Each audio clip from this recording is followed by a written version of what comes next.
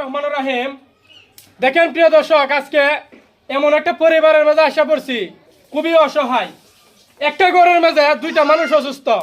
একটা মানুষের দেখেন কিডনির সমস্যা হয়, সেরা পানি পানি পায়ের মাঝে পানি লাগে, শরীরে পানি লাগে, দেখেন একবারে মুখগুলা কি হয়েছে।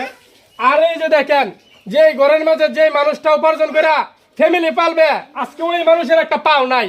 ভাই, আপনাদের কাছে হাত বাড়া দিছি ভাই, আপনারা সবাই একটু এই অসহায় পরিবারের পাশে ছায়া সেরা ভাই একটু সাহায্যের হাতটা বাড়িয়ে দেন। দেখেন আপনাদের সাহায্যে চিকিৎসা করতে পারবো, দুই মুঠো খাবার খাইতে পারবো। আপনারা যদি সাহায্য না করেন, এই মানুষগুলা এইভাবেই মারা যাইবো ভাই, চিকিৎসা করতে পারবো না ভাই, খাবারের অভাবে মারা যাইবো।